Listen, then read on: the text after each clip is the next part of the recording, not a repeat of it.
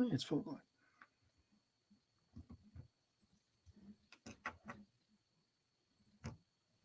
Hello and welcome to a special extra edition of Santos on Sports alongside my good friend and partner Chris Santos. I am Paul Santos. Welcome aboard. Oh boy, talk about a lot of low-hanging fruit this week. We got so much to talk about. We can't even fit it in 1 hour. But I did want to do the Patriots angle because that was unbelievable. 4 walk-off wins in the NFL. I mean, they must be salivating over the product that they put out this week. And I've never seen anything like it. I know you haven't either. We've both been around a long time. But I want to get the Patriots angle because I was sitting there and I didn't have any dog in the fight, and I'm watching the game and I'm thinking, okay, this is kind of fun, and I'm watching these different games and I'm pulling a little bit for this team and a little bit for that team. But all I remember is thinking was, oh my God, if we're Patriots fans, we look, hey, we got some work to do, Chris, especially on the defensive side of the ball. How are we going to compete with some of these teams, these young buck quarterbacks in the AFC? Man, I'm not saying we can't compete, but it is not going to be easy. We've got some work to do. What do you think? Well, it is a rebuilding process that Bill Belichick will have to, evaluate after this season and look at his defense and say, hey, what can we do to get ourselves better to, get past a wild card playoff, which we got to, which is nice. But again, you're talking about how to get back to win the big one and get to the Super Bowl once again. So now you have to think, Paul, what's the big things you look for on defense? Obviously, a pass rusher, someone coming off the edge. You continue to address your linebackers. You continue to address your run defense, which I thought was not very good this year. So that's the big men up in the middle. And then obviously you talk about that shutdown corner. That's very important to go along, maybe one on one side, one on the other, or maybe get a really hard hitting safety. So there's a lot of angles that you got to look at when you're talking about the defense. Don't just pick one thing out. You got to look at a whole picture of 11 players, starting with, like I said, coming from the edge, the run defense, obviously a pass defense with shutdown defense, linebackers, outside linebackers that can get out in the flat, make open field tackles, and never mind some safeties that can really help out, make the big hit, make the blitzes. So Belichick, yes, he's got his work cut out for him. He'll reevaluate what happened this year. Is Bond more worth keeping in the middle to stop that run? That's one guy. Can he get another guy with him? Can he get Jude on to get back to where he was, get some more players around him? Is J.C. Jackson, some of these other guys that they got in the backfield, are they getting old? Is this what you want? New blood coming in, old guys going out. A lot of things to determine. You got free agencies, you got drafts. That's what it's all about. He's going to reevaluate and figure it out. Well, definitely, I think more on the defensive side of the ball than the offensive side of the ball, but they need work all the way around. Of course, all teams do. By the way, if you want to give us a call, we've been getting our callers, our regulars in there at 774-301-9432. We'll put you right on. I hate to say these words because we said we were going to use it. We weren't going to use it, but I got to use it one more time. Maybe Mr. Guarantee. I think Mr. Guarantee might be working, but Mr. Guarantee went 1-7 over the weekend. So, hey, that happens. I mean, that's happened to me. It's happened to all of us. Things went a little bit differently, but those games were so unpredictable that, hey, anything could have happened. But how about the product, though? Just, real quick back this last week, what an unbelievable product. I mean, I don't care what you're a fan of what sport or what you like to watch. I can't think of anything that was more riveting, that was more, enjoyable, that was more emotional, back and forth, up and down, all 4 games than this weekend. It was just so enjoyable. Oh, absolutely. Nothing better than an NFL fan to watch 4 games come down right to the wire, even get one to go to overtime. Very exciting stuff. Hopefully, these 2 games coming up this week kind of give some of that same thing. But yeah, the NFL the week before didn't put out a great product, but it got back just by this weekend that just passed. And some exciting games led by some great quarterbacks, some good teams that really stretched it out against one another. And we did say, Paul, that week and maybe this week might even look better than maybe the Super Bowl games. So it's kind of interesting how that works out. But that's why they play the game. That's what makes it so fun. And that's what brings the NFL fans back. And at the same time, a little more parity. Got the Bengals in there, haven't been there in so long. That's nice to see. You got the Rams in there coming back. Yeah, okay, they played the Patriots a couple of years ago, but they're cycling around again and get them involved. San Fran's been away for a little bit, since Steve Young and a couple more. So now they're getting back a little bit. And Kansas City, since they've had Mahomes, have been in the issue. So, yeah, you've had a little bit more teams than the kind of the same ones we've seen all the time in the Final Four. So that's not too bad either. Michael Mendoza looking in. Comment if you would. You can type something in the comment line. Let us know what you think. You agree, you disagree. What do you think? And of course, you can call us at 774-301-9432. One observation, the games on Saturday were so different than the games on Sunday. They talk about, a lot of the pundits have been saying, Mac Jones and the Patriots offense, they really don't put up enough points. They really need to be able to get into the shootout. Like, how are you going to beat Kansas City, and Buffalo and all this? But then I look at these other games, Cincinnati and Tennessee, 19-16, right? Then you look at the San Francisco game, 13-10. Even the last Super Bowl that the Patriots won back in 2019, 13-3, right? That's only a couple of years ago. So why can't you win with defense even now? I mean, they've made it tough on the defense. The rules, you can't hit the quarterback, you can't hit this guy, you can't touch that guy. Okay, that's all fine. But it looks like you can still win with low scores and a good quarterback. I mean, they said Mac Jones and the Patriots offense only put up 21 points in that last game where they played Buffalo in Foxborough. Oh, you need more than 21 points. Well, San Francisco didn't. Cincinnati didn't. The Patriots didn't a couple of years ago. So can't you win with 21, 24 points, something like that? Oh, absolutely you can. And defense wins championships in my eyes because you got to stop that high power offense. You've got to shut them down. If you watch Tampa Bay last year in the Super Bowl, they really shut Mahomes down. They had him spinning in circles all around out there. He didn't know if he was coming or going. They really took it to him, and their defense couldn't stop Tom Brady. So they came out and they did what they needed to do. Now, weather had a little bit more of a factor last week, Paul. That was a very frigid and cold game up in Tampa Bay, and definitely San Fran did not want to get in that kind of a shootout going along with Aaron Rodgers. So they stepped up their D as well. They didn't put many points on the board. In fact, I didn't even think Jimmy G looked that good, personally, to say anything. He ran the ball. They ran it very well. He made a couple first downs to help out, but I was watching passes out in the flat, looked like they were going to be pick sixes. He didn't look good at all, but they found a way to win, and they did it by holding Rodgers down, limiting him what he can do. So, yes, a defense can win a game. Now, a lot of things have to go your way, and a lot of things has to happen. You got to win the turnover battles.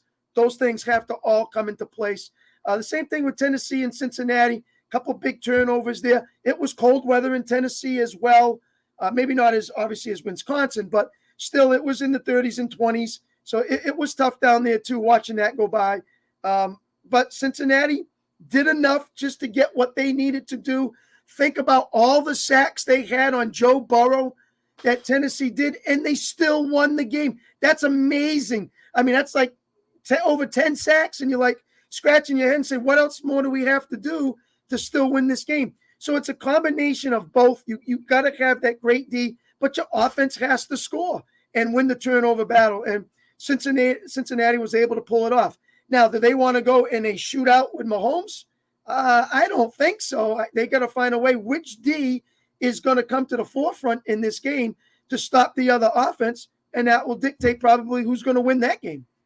Well, one thing I noticed when I saw Tennessee, and they lost the game, as you pointed out, their quarterback was terrible, I thought, right? Yeah. I mean, he was bad, right? But Mac Jones is better than him, in my view. But anyway, I'm watching that Tennessee defensive front just pour in there and put a pass rush on Burrow. Now, I understand the analysts will say, well, Cincinnati's offensive line is suspect, and they've had injuries and so on and so forth. But I got to tell you, if the Patriots had any kind of a pass rush that was even close to what Tennessee was doing, they probably could have knocked off Buffalo or gone farther, along the year. Even with the rookie quarterback. I mean, they were going in there like it was like the floodgates are opening, right? Mm-hmm. I mean, they were pouring in there.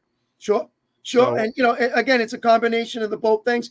And that defense, can really show up And when you create turnovers like that, it's very disheartening for the offense. So even when Tannehill was making some inappropriate plays, you sit back and the defense says, man, we got to go out there again. And that's kind of tough, and it wears you down, kind of a deal. And you saw it in the Buffalo and Kansas City. Josh Allen himself trying to fire up his defense and say, guys, we're number one. Why are we not stopping them? And they couldn't do it. No matter how much he tried and how much he sacrificed and played, they were just not able to get it done in that particular game. And with 13 seconds left, you go, oh boy, 2 plays, and this happens. You got to be kidding me. But it did, and that's the way it goes. So the defense was not there for Buffalo in that one, and you thought it was going to be. Well, Matty Graves, thank you for watching, and thank you for commenting along the comment line here. And I hope you're still watching, because he's given us a one-liner over here. I don't know if this is another greedy Patriots fan, but he says right here, in answering the question, when are the Patriots going to go back to the Super Bowl, he says they won't be going to the Super Bowl for a long time. And they might even not go to the playoffs. So, hey, Matty, if you're watching, give us a call at 774-301-9432, because we want to have a little more we want to hear you elaborate on that just a little bit more. I think a lot of it has to do, too, with the competition in the league. Hey, what's going to happen with Miami? I mean, Aaron Rodgers is supposed to be coming to the AFC, right? There was some rumblings that, they got a new head coach there in Denver. Does he want to go to Denver? What happens with the Houston quarterback, Watson? Where's he going to go? Suppose he lands in Miami. Oh, my God. Tom Brady never had to face 3 teams like that, every single year. And the AFC East was a joke when he was there most of the time. So, who's in your division, is huge. So depending on what happens with, Buffalo's going to be tough for many years to come. I don't know what Miami's going to do. The Jets are still struggling, but hey, to me, the road is much, much harder than it used to be. Not to say that it can't be done, but things are look at all these young quarterbacks in the AFC. I mean, they're just all over the place. Looking at the offensive side of the ball for a moment. Yeah, well, let's start with the AFC East. And yeah, the Jets got that young kid from BYU who did not have a bad year. Now, if they can build around him and they keep him healthy, the Jets could improve. Now, Miami's very interesting because they got rid of Flores, who's a defensive guy. And I believe that Flores went to the GM and said, hey, listen, we're not going to win if we got Tua at quarterback. I need another quarterback. Let's make some moves. And I think the GM said, nope, Tua's my guy. I'm going with Tua. And I think Flores said, I can't play with this guy as my quarterback. And he ended up leaving. Now, that being said, if Tua stays, it'll be interesting, to see who takes that job and then how they want to work and filter him in. Or maybe I'm wrong in that decision and they go out and get, like you said, Deshaun Watson or someone different to kind of run it. Russell Wilson's name is starting to circle around there as well. So it will be interesting to see how that is. Now, I think Buffalo is going to be all set for a while now with Josh Allen, obviously, and what that team has. So, Paul, if I'm you, hey, I'm just worrying about what I need to do with my team. I can't worry about those other teams until we play them. And then when we play them, we'll figure it out then. So I got Mac Jones. I'm happy. Do I need a number 1 receiver, a top receiver? I've won ball games before. I've won championships before without a big number 1, like a Calvin Johnson or a big Randy Moss. I've won Super Bowls without some of them guys and found a way to win. So he doesn't have to go out and get a massive number 1 player. That's the first thing. You have to get some kind of receiving core that's going to be better than what you have now. I do agree with that. You got the 2 tight ends that you've wanted. You got them now. You got 2 young, Harris and Stevenson at running back. That's fine. Build the offensive lineup again, maybe. That will help you out too. So we talked about the defense at the beginning of the show. Now it's about the offense, how you spearhead, how you get Mac Jones into year 2, make him better, get the guys around him that you want, and get some more points on the board, Paul, instead of just relying on the D that I know you would like, but still, you got to get some points on the board. Yeah, some of these weapons. I mean, look at the weapons that our friend Mac Jones, not Mac Jones, but they have over there in Kansas City, Yep. Mahomes. I mean, Yep. we don't have anything like that. So No. anyway, we got a call we're going to get to right now, but also Karen John Venancio watching in Fall River. In answer to the question, how close are the Patriots? They ain't close. They ain't close. So we got another fan that's saying they're not close. So anyway, hello, you're on Santos on Sports. Santos on Sports. How you doing? Great show. Yeah, good. Thank you very much. Chris, I just want to address part of the comment you said about similar. Let's see if I can articulate this. Where you talk about the receiving core in the offense, and although you don't need a great draft or a great player, but you do need something better than what you have now, and I agree with that.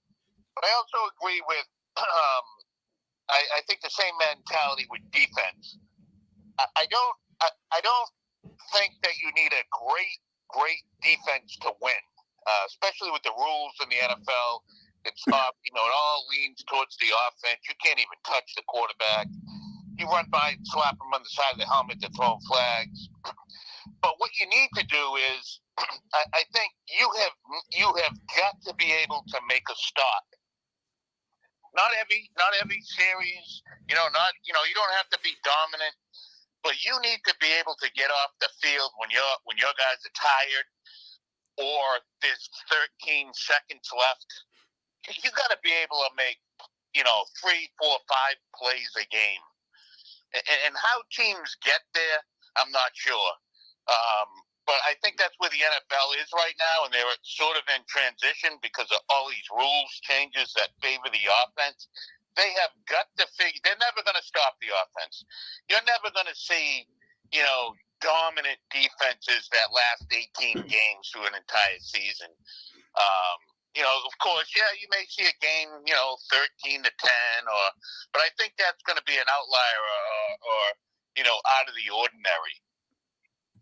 But you've got to be able to make a stop. You've got to be able to you've got to get your defense off the field and maybe keep your offense on the field. What would you like to see what would you like to see the Patriots address?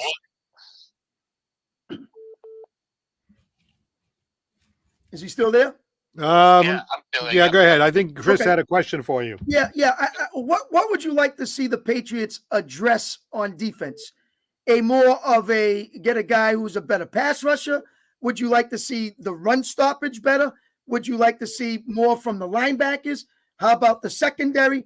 What do you see the Pats doing to address the situation that we saw this year to make those stops that you're talking about and get off the field so they can get their offense on?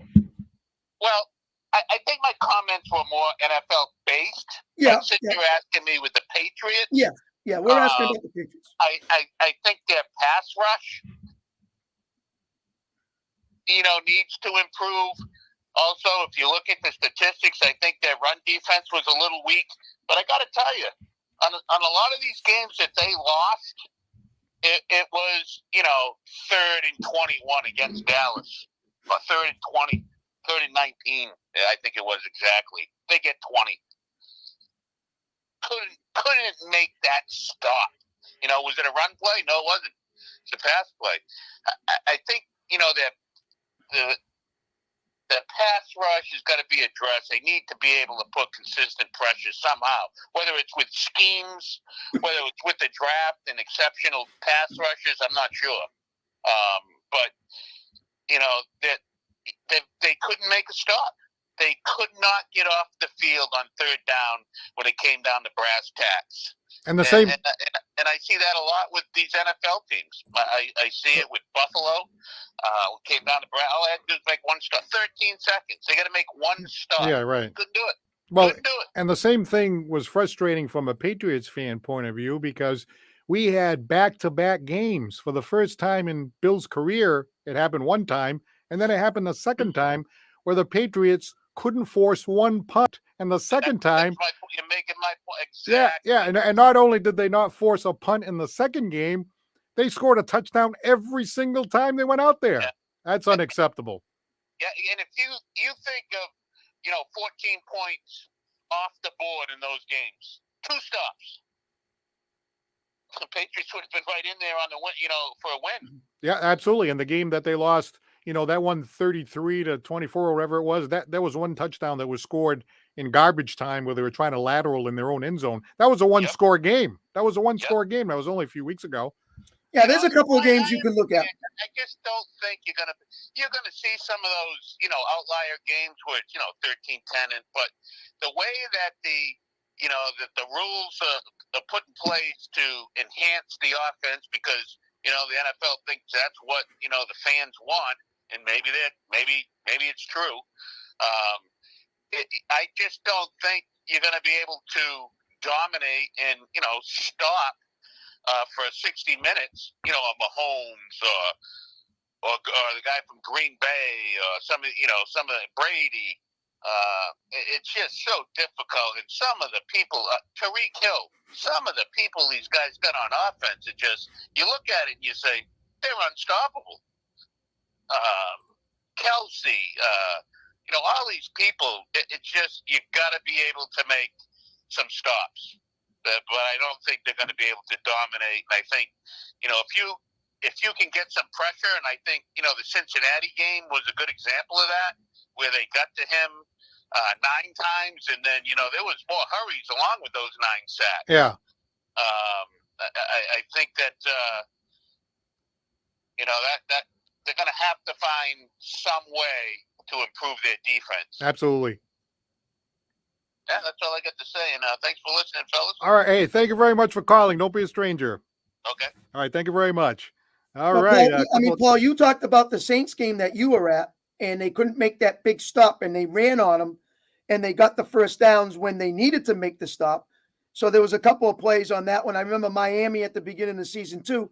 But then, there was 2 games that I went to, and they played Cleveland tough. They played Tennessee tough, and the defense looked pretty good then on a couple of those as well. So there was a lot of inconsistency, as our caller would probably agree to, that wasn't there through the whole season. Just a lot of inconsistent on that defense to really get them to the next step. Now, remember, this is only 1 year off, and you still made the playoffs. I know. Maybe a shaky D. Okay, so think of that. 1 year out, not making, and then 1 year you've made the playoffs with kind of maybe, an inconsistent, shaky defense. That's not too bad, Paul, for a team who's kind of, I wouldn't say maybe rebuilding, but, at the same time, trying to find their identity again after losing Tom Brady. So that's what they're looking to do. It's a start in the right direction. And again, you make those important stops, maybe get a couple of different personnel in there. And now the inconsistency becomes consistency, enough to slow the other team down, maybe not take them away, but enough to get them off the field and get your offense on. All right, we're only taking one call at a time here as we beef up our phone system. So while that first caller was on, there was a second caller that was trying to get through. Well, now you can. Now you can at 774-301-9432. You got the number right there on the screen, 774-301-9432. So we got a line open for you. Now, Don Silva, first of all, he says hello. So hello to you. Hi, Thank you for looking in today. Don Silva says Tannehill gave that game away, and Joe Burrow could tell you how many stars are in the sky from the 9 sacks. Well, when you're laying on your back, you're looking up as much as you can. You hope you get off your feet from your offensive lineman pulling you up and saying, sorry, Joe, we didn't mean to do that. But, Tannehill did not have the game that probably Vrabel wanted. Very surprised to watch Vrabel go for that 2-point conversion right on the first score. That was kind of scratching your head because at the end of the game, they would have had the lead if they would have just had that 1 extra point. They didn't do it, so that was very difficult. And now you go, oh, boy, this is interesting.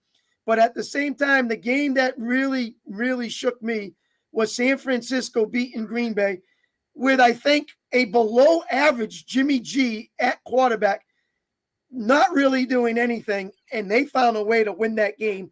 And it was all on their defense and obviously getting some turnovers and things going their way in that cold weather. So really amazing to watch the comparisons of how this is all unfolding. But you can always find a way to win, no matter how, whether it's special teams, whether it's even the Tampa Bay game, Paul. I thought the Rams really should have took care of Tampa a lot better. And that game shouldn't have been that close. But when you fumble on the 1 yard line, you have a bad snap at the 30-yard line. It goes all the way to the 50. The other team gets the ball. Couple more turnovers, 4 turnovers total. Those are points going the opposite way. And Tampa Bay's on the sidelines going, oh boy, we're getting crushed. Instead, they come right back in the game, and Brady does what he does well. He takes those miscues and he sticks it to you. And that's what he did on those turnovers, turns them into points, made it a nice close game, fun for everybody, and had a chance to win it. I got to tell you, I have nothing against Brady. I always Yeah. like Brady. I think he's Solid. great. I think he's a class act and everything else. But as a Patriot fan, I really didn't want to see him march to the Super Bowl for a second year in a row. That's kind of tough. So I'm kind of watching him. You know what? He's won enough. Great guy, best of all time. Hey, so then he starts out. They fall way behind, and as the Rams just kept trying to give it, try to give it to him. They tried to give it to him over and over and over again, fumbling the ball, bumbling the ball. And I'm sitting there going, I can't believe he's coming back again. And then when it went, we thought it was going to go into overtime. How about that pass that was made by the Rams quarterback there? Matt Stafford, who's poor guy. He's like, dying over there with Detroit all these years, right? He came back, and what a gutsy pass that was, right over the top, right over everybody. I was like, oh my God, So I thought that was going to be the game of the night. Who could have thought that the next game was going to be even better than that? Unbelievable. Yeah. It was quite interesting because you get all the hype from that one. You may be thinking the next one might settle down a little bit, but no, that one was even more exciting. So that was a fun day, no doubt about it, and up and down the field for both teams. And again, Brady makes you feel it. He hurts you when he's supposed to. He takes advantage of your mistakes, and that's what the great ones do. And he gave him a chance to obviously try to pull that one off. Unfortunately, their defense in the secondary let Kupp get back. He got burnt, and the next thing you know, they kick a field goal to win the game. So it is what it is, but a great game for the NFL and for everyone to watch. I got to ask you a question, and I do want to ask that caller. Hopefully, it wasn't somebody that had a 5-minute work break or something. So give us a shot at 774-301-9432. Even you folks that are commenting in the comment line, Don Silva, Philip McDonald, usual type-in people, give us a call. We hear our voice. Give you a few minutes so you can say what you want to say. But I got to ask you a question. Why are some of these teams hell bent on handing the ball off on 4th and 1? Right, when the quarterback sneak works like. It feels like 95% of the time, right? And it happened to Tennessee, right? So I know they got the big running back in Henry, right? So they're 4th and 1. They decide to go for it. It's a gutsy call going for it, So to me, that handing it off to a running back, now, hey, it's easy for me to say that if it doesn't work. If it works, just say, okay, the offensive line has a job to do. The running back has a job to do. Henry is one of the best guys in the league, so on and so forth. But I'm watching the play develop. The quarterback takes the ball. He now turns around. He hands the ball off 5 yards behind the line of scrimmage. Mm-hmm. Now this guy's got to run 5 yards just to get back to the line of scrimmage. The defense all knew it was coming, and it was like a loss of 2, right? Whereas you do that quarterback thing, they'll say, well, Brady does it and all that. Well, everybody does it now, You get the ball. The defense doesn't know when you're going to snap it. Only you know the count. So you're going to get a half a second jump anyway. And all you need to do is like push and fall forward, and you're going to get 1 yard. So why do they? To me, I'm looking at that. I'm like, I'm not a football X's and O's guy, but looking at that, I'm like, why are you going backwards 5 yards to go forward 1 yard? To me, the quarterback sneak, got it. It doesn't work every time, but it works an overwhelming majority of the time. What do you think? Yeah, and even more frustrating is when you watch the guy go in shotgun, and they're still doing that, and I'm going, where are you going? Just get on the center and move forward.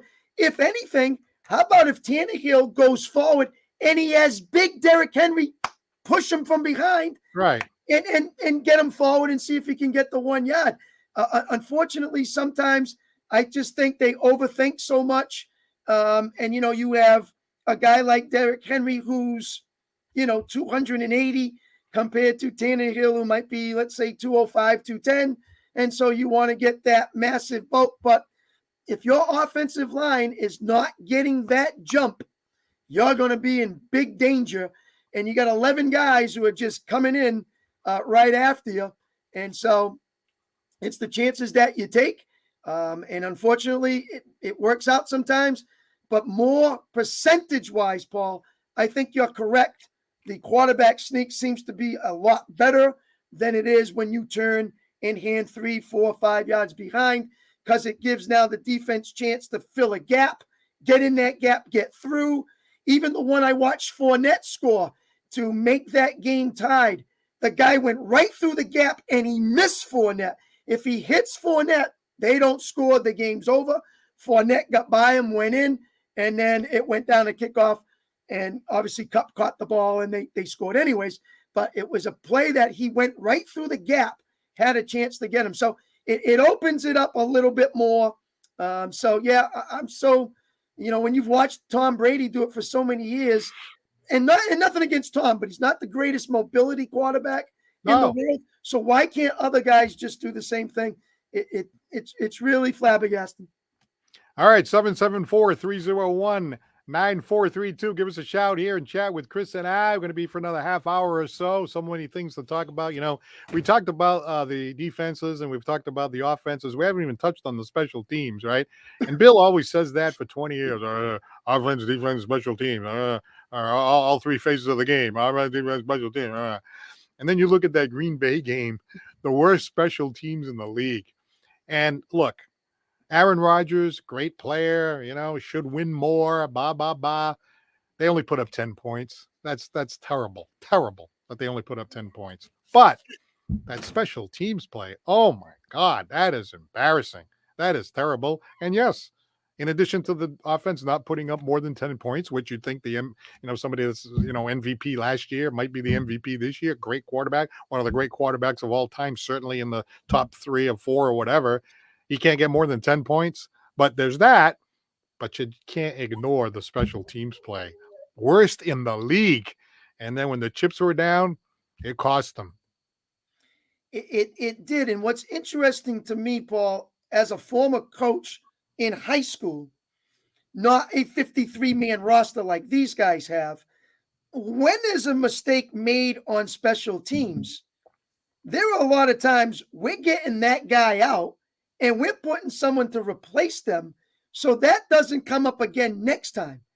I don't see that a lot in the NFL. They keep the same players on the field and he makes that mistake and then he makes it again. Yeah. And you go, well, what are you doing?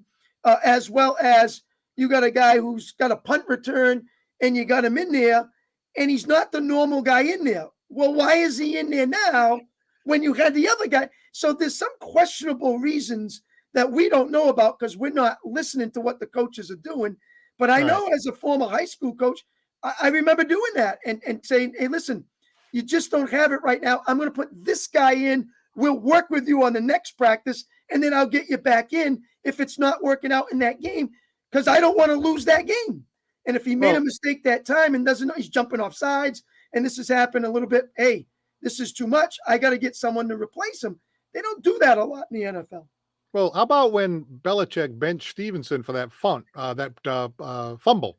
Yep. Right? He benched him for like 2, and he was like one of their best running backs. You benched him for 2 or 3 games. I'm like, really? He's going to bench him for 2 or 3 games?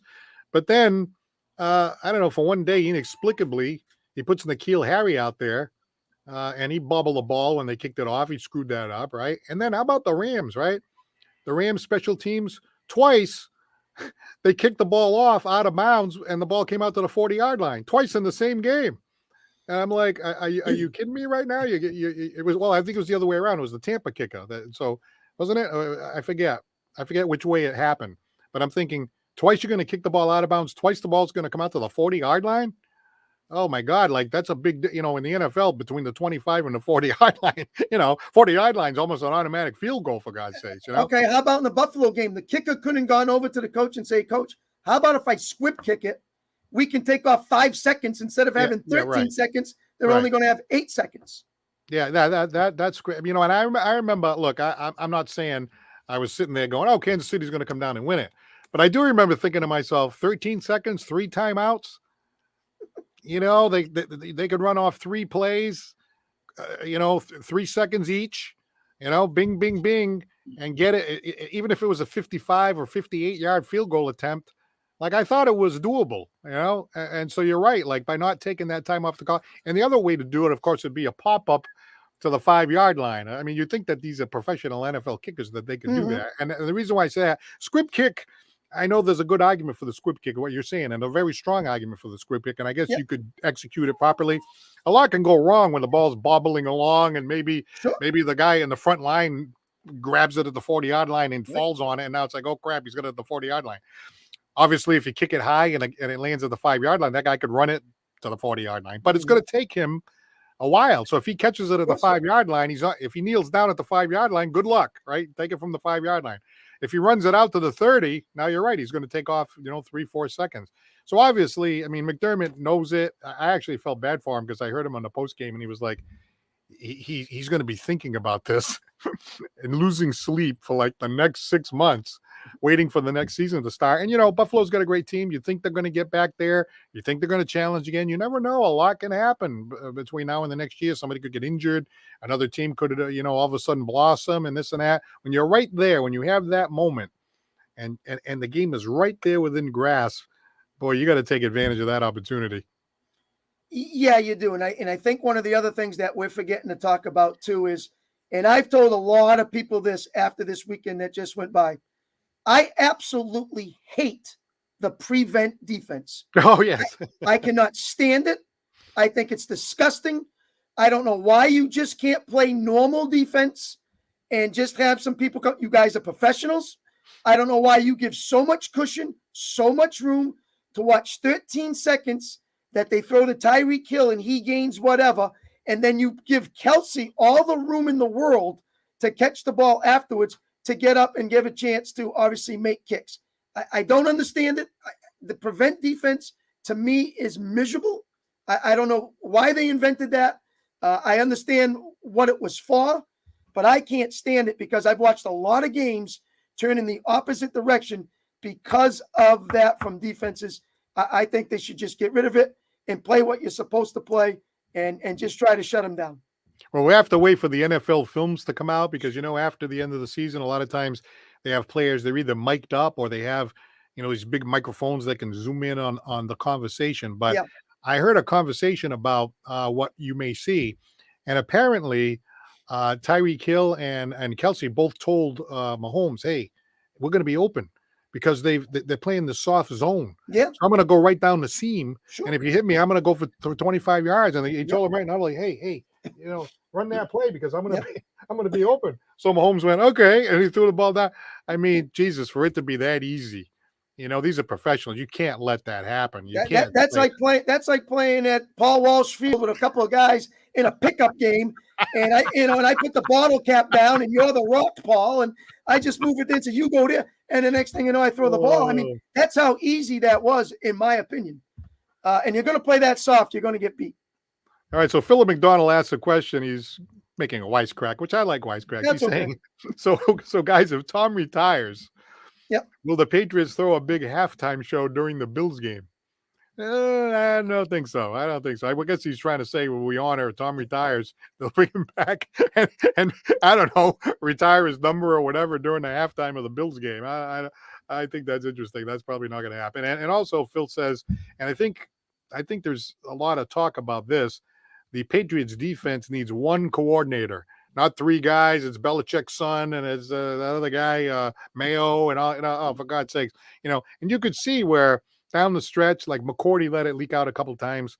We're all over the place. We're not on the same page here, and that's exacerbating the problem. Well, that's Bill's fault, and that's Bill. If that's really happening the way you say it, that's Bill Belichick's decision. He makes the final decisions when you're the head coach. So if it comes over the headset, and right now his son's saying one thing, and they come back with a linebacker coach saying another thing, and then the secondary coach is saying another thing, Bill's going to say, whoa, fellas, whoa, slow down. This is what I want to see, and this is only the guy I want talking. Now, if you want to come in and chime in on a certain time, talk to me at the half, or, we'll do it that way. But Bill's got the final say in that. There's no doubt about it. So that if that's going on, then there's some controversy there because Bill's got to put that to an ending. All right. Well, KC, according to Don Andrews, who agrees with Chris, KC had timeouts remaining so they could utilize the middle of the field for big chunks. Right. And then call a timeout. Chris is right. The Bills playing soft, prevent defense is what did them in. Oh, and it's not just that game. There's a few other games I can go back and tell during the year and say what is going on here with this prevent, because I know you want the clock to tick. I understand that, and you wanted to do the best you can so they don't have much time left. But at the same time, it was like almost what Dallas did, and they were giving them chunks ball. And we talked about this, 10 yards per throw, if not even more. And they were like, hey, okay, we're going to let the clock run down. That way you have to make one big throw at the end. And that's the way they look at it. But man, it is tough. Just put, double zone, get the safeties back. As long as no one goes over your head, you should be just fine. But they get so intense of playing soft and backing up that there's just no way they're going to be able to, slow that down. And Kansas City took total advantage of it. And for a guy like Sean McDermott, who I thought number one defense in the AFC, would have a better play calls than what we saw there. Hey, Chris, we got a comment from Mr. You-Know-Who. No. Mark Sylvia. We did. He says 60% of the time it works every time. I think he was talking about the quarterback sneak, I believe. Okay. But he's on there. And Mark, you know the number, 774-301-9432. Yep. We promise not to bust your chops too much. No, but I'm curious, Paul, to see what he would have to say about what he thinks the Pats would need to address on the defensive side of the ball, or maybe even the offense side of the ball, to continue to go from a 1 year off to now a wild card, to maybe move on from a wild card and try to get back to the promised land after 1 year out of the playoffs, which is awesome without their best player, obviously, and the GOAT, Tom Brady. I had an interesting thought the other day, right? They're talking about Bill Belichick and, Brady doing, obviously winning that Super Bowl. And then the saying goes, well, Bill, he was really nothing without Brady and all that. Especially early on in the Brady time, there was a lot of Belichick and defense and special teams and the whole thing. But think about it this way. I was just thinking about this the other day. Think about the quarterbacks that have been groomed by Belichick. Number one, Brady. Now you're going to say, well, he was lucky. Hey, it was a late round picked by Belichick. And Belichick, remember, put him in when the multi-million-dollar quarterback first-round pick, Bledsoe, was ready to come back. And that took a lot of guts. People forget that. People that are younger, that took guts to say, hey, you know what? I'm staying with this guy, even though Bledsoe is ready to come back. That's like benching Mahomes or something. Well, maybe not to that extent. But it was like, you're benching like your number one. Okay, so he goes with Brady, okay? Then the next quarterback that Bill groomed was Garoppolo. Garoppolo was supposed to follow Brady. Okay, that didn't work out. He sends him to San Francisco. Now Garoppolo is on the verge of going to his second Super Bowl in 3 years. Who else did he groom? Mac Jones, a rookie quarterback out of Alabama. To say he was green and wet behind the ears is an understatement. And where does he end up in the first year? In the playoffs. All right, so Tom Brady, Jimmy Garoppolo, Mac Jones, what do they all have in common? They're all in the playoffs this year. So my question is, coincidence? Well, let's not forget about Matt Castle when Tom was here, and Matt had to come in that next. And do the job as well. But look at all of those four quarterbacks. A lot of consistency with all four of them. Very accurate, very quick, short passes, very fast getting the ball out. Okay. Mobility. Okay. Tom, maybe not, but Matt can move. Jimmy can move too. Similar styles, similar offenses. Of what they do, fits Bill's system of what he likes to run. He found the right guy and the fit. A lot of similarities with those guys. Jimmy's trying to make the best of it out in San Francisco. They're a little bit more that West Coast and a little more wide open. They're trying to get him to get to.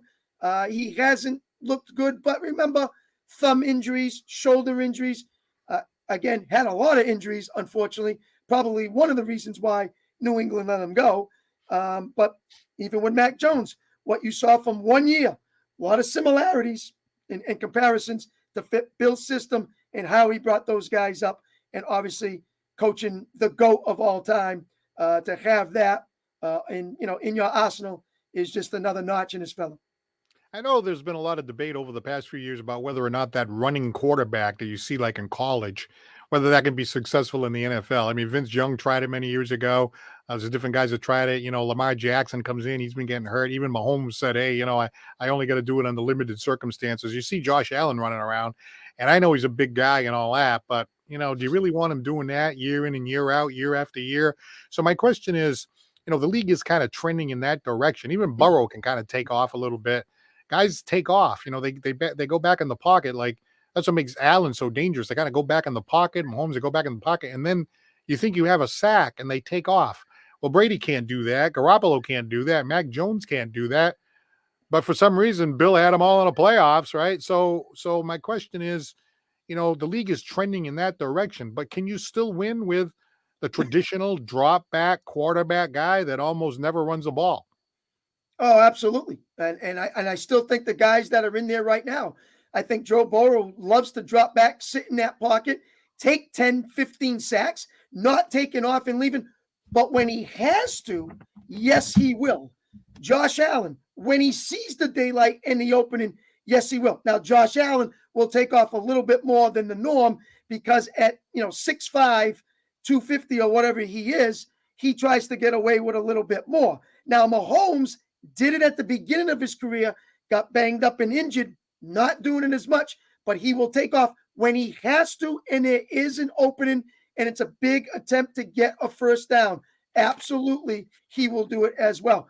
Meanwhile, you got the other guys, like you said, Lamar Jackson, they're looking to run all the time. The kid from Philadelphia, Hurts, he's looking to run all the time. Michael Vick used to try to run all the time. RG3, try to run all the time. Now, I'm not saying they can't lead you and get you there.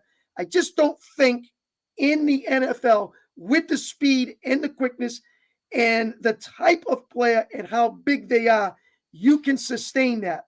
Just don't see it happening. That's why the quarterbacks who are in the league now, and you watch the top ones, even a Justin Herbert, very good quarterback that moves when he has to. Listen, Mac Jones can run. Don't tell me Mac Jones is not mobile. People tell me Mac Jones doesn't run. No, that's not true. Mac Jones can run the ball. We've seen him get outside. We've seen him run for first downs. He runs better than Tom, faster than Tom. He did it in that last game. Oh, yeah. Jimmy can run when he wants to run too. But that's not their first option. Their first option is right. I'm sitting there. If I take a sack, I take a sack, and I'll get out when I have to. I still think that's the way to quarterback. Aaron Rodgers, another perfect example. Aaron will run, but he don't look to do it. Very mobile, gets to the right, gets to the left, throws on the run, runs when he has to. It's just a different style compared to the run-pass option. I don't think those guys, hopefully maybe someone proves it wrong and they lead it and go all the way. But I think it's more of that style of still that quarterback in the pocket. We'd love to hear from you at 774-301-9432. Still plenty of time to chime in. We'd love to hear from you. You can type in the comment line, but we'd like to hear your voice on our phone. We got many calls over the last few weeks since we put our phone system in. And by the way, Saturday is going to be our regular time at 10 a.m. Eastern time. And from now on, we just want to do this extra one because there's just so much to talk about. We want to do one extra one. But this Saturday, Peter Abraham from the Boston Globe is going to be our guest. And he's originally from our city of New Bedford, Massachusetts, but he's writing for the Boston Globe, a great career, a great writer. And he's going to talk a little baseball. We're going to get a little break from the NFL. And there's a lot to talk about in baseball, especially with the Hall of Fame, David Ortiz, who went in, who didn't go in, what's happening with the Sox and baseball. And I'm sure he has a few opinions on, some of the other sports too, which we'll touch on. But that's going to be a great guest, Peter Abraham from the Boston Globe, Saturday at 10 o'clock right here. So if you want to come in and give him a call, that'll be a lot of fun. And I think a lot of people should be in. Paul's supposed to have some tough weather Saturday morning. Yeah. So, if you're home, turn us on and give us a call and talk to us, and maybe we can answer some questions for you. Hopefully I don't lose power. I know that too. That's another thing we got to be careful of. True story. So anyway, yeah, we'll take it. We actually put the show on Saturdays because we know a lot of people are working during the week. Yeah. And so on Saturday, we got a lot more response, a lot more calls, a lot more interaction. So we wanted to make it comfortable for folks to chat sports because we just love to talk sports, and we'd love to have you call us or make comments in the comment line. But so many great things happening. We got some big games coming up this weekend. I did want to touch base real quick on the Bruins. The Bruins played last night against Colorado. Colorado's got a great team, right? So it was late, I put it on, I watched it a little bit. I had like one eyeball half open, and the Bruins were ahead 3-1. And then, of course, I fell asleep. And then I woke up the next day and they lost 4-3 in overtime, Mhm. and they had old Mark in there and everything, And hey, that's great. They can compete with anybody. Colorado's a great team. That old goaltending thing, though, I got a soft spot for Rask. A lot of guys are Rask. I'm not say Rask haters, but they didn't like the idea of Rask coming back. I will say this: it seems like Swayman and Ullmark had like a little bit of a I don't know, they were gelling. They had a little bit of chemistry there. One guy was rooting for the other, and after the game, they did the little salute and this kind of thing. Um, I don't know, hey, I think Rask when he's on the top of his game is better than both of those guys, but when he's on top of his game and his game has been shaky. But what about the chemistry, mixing up the chemistry? Have you ever been on a team where everything's kind of like going along, and then you bring some guy in that you didn't have at the beginning? And hey, Rask seems like a good guy. Everybody knows him there, but there were a lot of guys that didn't play with him. Might there have been some kind of a disruption and the thought that Swayman, who played so well, has to go back to Providence? You know what I mean? Maybe some of the younger players didn't like that or something. I don't know. I'm just guessing. But it does feel like, I don't know, there's been like a little bit of a negative mix up there within the locker room. I don't think so, Paul. I think Rask is well known throughout the organization. It's not like the Bruins have all new guys and Rask is just coming in. He had his hip surgery and had that year off and signed the contract, and so they know what he brings to the table. As long as him and Olmark are getting along, and obviously the rest of the team and the coaching staff knows exactly how that flows. It's the first game on a road trip. They're playing probably one of the best teams in the Western Conference in the Colorado Avalanche. On paper, they're probably right there at the top with Tampa. That is a very good hockey team. Now, again, they're up 3-1. You give up the lead and you lose in overtime. You got the point by getting into overtime. And, of course, that can go any way when you get there and now you're playing 3-on-3 and things like that. So, I'm not going to look at that one as a big loss for the Boston Bruins. In fact, I think it's a pretty good getting the point, getting back into the flow. Got Arizona coming up, on that. Supposedly should win that one. Arizona's not one of the elite teams. Got a couple of more before they come back home. Play Seattle coming up, and then they'll have a little break in there before they get to the Olympics. So, for the Bruins, it's a little stretch right now. Many points as they can get. And then after that little week off because of the Olympics, they'll get back into another heavy schedule again, too. So, no, Paul, I don't think so with Rask. I think they know what they have there. It's not like you're picking up a guy from somewhere else who's never played with this group before. They know nothing about him. And the coach has said, I'm putting him in. You're going to have to like it and live with it. That's the way it goes. So it's not really like that. Right. And Tuukka's practiced with them. It's not like he's fresh off his hip surgery and just throwing him in. So no, I see it as they'll work it out and they'll be just fine. Well, Don Andrews is typing in. By the way, Don, you give us a shout. We'll chat with you at 774-301-9432. I like saying the number is more. It's fun, Sure. Dawn says that another quarterback drafted by the Pats that's turned out to be okay is Jacoby Brissett. Well, they won a couple of games with him that year that Tom was suspended. So there's just another example, that quarterbacks that have come through that Patriots system that have done okay, as they've gone along. I want to get a quick moment on the Celtics. The other night, they just slaughtered Sacramento, Yeah. So our boy there, number 0, Tatum, put up a 50 spot, put up a Ulysses, So I was thinking to myself, I was going to text Chris because I'm always a little critical of Tatum, when it comes down to the last shot, usually blows the shot, or he tries to do the hero ball and all that. He's a young guy. I understand all that. But the other day he puts up 50 points in basically a one-sided slaughter that really, the game wasn't in jeopardy or anything like that. It wasn't clutch. So to me, that's what some guys do. That's what some players do that fall short of that special thing, that special it that some players have. Talking about David Ortiz. I mean, is anybody more clutch? Is there anybody that you want at the plate with the bases loaded and 2 outs in the ninth inning than David Ortiz. Nobody that I've ever seen, right? So when it comes to like clutch and you really need it, right? You don't need to blow out a crappy team and score 50 points. I mean, it's fine that you did that and everything, but that to me, that doesn't impress me. What impresses me is when the chips are down, are you the guy that's going to be the go-to guy to get the job done? Do you have that little it thing that some of these guys have, like the Tom Brady's and the Big Poppies and people like that? Well, first, that was 2 games ago when they beat the Wizards. He got Oh, 51. okay. When he beat Sack, he had 36. Okay. Now, you're supposed to take care of the teams that Take you're care of supposed to business. beat. Yeah, that's correct. Now, when you do that, it's nice to see that your big guys, yes, have their game. And then when it gets out of hand, you take them out, you put someone else in, and you kind of go from there. But you want that same kind of intensity.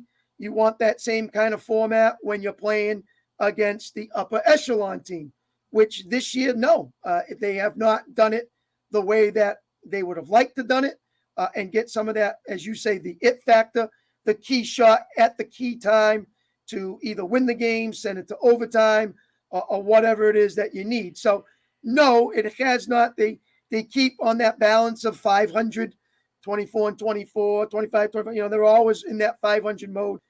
So they're trying to find that identity with Brown and obviously Tatum to work together to be on the court at the same time. Can they do it? And even when one guy's shooting 51, the other guy had 30, one had 36, one had 29. So they're seeming to coexist right now. Now, okay, we did it against these teams. Can we do it against the elite? That's what needs to show up. And you need some more horses besides those two when you play the elite as well. Well, there's the trade deadline coming up, so it's interesting to see who they trade. I mean, word is out there that maybe, Brad Stevens wants to make some moves, and really no one's untouchable except maybe Brown and Tatum. It almost feels like Smart isn't untouchable anymore, even though they rolled out the bank to pay him. So that'd be interesting to see if they really try to do something, or, if they're really thinking, well, you know what, we're not going to compete for an NBA championship this year. So maybe whatever trade we make or whatever we do is still geared more towards getting back into the mix this year, getting into the playoffs, try to win a round or two, and then build up for the years to come. Because, I got to tell you, the years are going by, and what's going to happen with Tatum and Brown when their contracts expire? Maybe they'll think, you know what, this just isn't working. I'm out of here. And then where are the Celtics at that point? They'd be in real rough shape. Yeah, well, everyone thinks that they're going to make some kind of move. And every year you think when it's not going your way, you want to make something happen. Horford's name has been mentioned to leave. Smart's name has come up to leave. Some of the younger kids, Langford and a couple more, their names have popped up as well. So they have some chips there. Whether they do in the draft, that's another one, too, to think about. If they have to give up a draft pick. So, yeah, I think there might be something down the road. Let's see what Stevens thinks about it, and try to figure something else to help this team maybe get over that 500 hump, make that little push. And obviously, if it's someone that can stay with the team for a little bit more than just this year. And the Bruins are going to have the same thing when they get, because their trade deadline is going to be coming up too. Think they still need maybe another winger up front and probably another somebody in the back end on the defense to help out McAvoy. All right, we're going to leave a couple of cliffhangers here for Saturday, because we're going to be back on Saturday. That's going to be our regular time. Saturdays at 10 a.m. This week, we've got Peter Abraham of the Boston Globe, our New Bedford native, who has had a wonderful career as a sports journalist and has been with the Boston Globe covering the Red Sox for a number of years. So he may very well be a voting member on the Hall of Fame. So we got a deal with the Hall of Fame. So on Saturday, I want to hear, don't say it now, but I want to hear what Chris Santos' views are on who should have been in the Hall and who shouldn't have been in the Hall. Yep. Should these steroid guys be in the Hall? Should not be in the Hall? Certain guys tested negative, positive. The people that used stuff before was illegal. Who should be in there? Who should not be in there? So we'll learn that from Chris. And then the second thing we want to get in on Saturday is it's actually going to be a day before the NFC Championship game and the AFC Championship game. So I want to see who Chris likes in the Cincinnati at Kansas City game and the San Francisco at Los Angeles Rams game. And you don't have to make any guarantees or anything. You could just we don't guarantee anything. No, because that can backfire, So hold those thoughts. We should have a fun time talking to Peter Abraham. And thanks a lot, Chris, for your insight to those games. It's always a lot of fun talking sports. It was great, and can't wait to talk to Peter on Saturday. And don't forget to call in 774-301-9432. Saturday morning in the snow. Hopefully we have electricity, Paul, and we can do this. Yeah, that's right. Especially with a guest like Peter Abraham from the Yes. Boston Globe. Anyway, so that'll be a lot of fun. Peter Abraham, Boston Globe, Saturday morning, 10 o'clock. I'm Paul Santos for Chris Santos, Santos on Sports. Thanks for your comments. Thanks for the phone calls we got. And we'll see you next time on Saturday morning at 10 a.m. for Santos on Sports. Have a great night.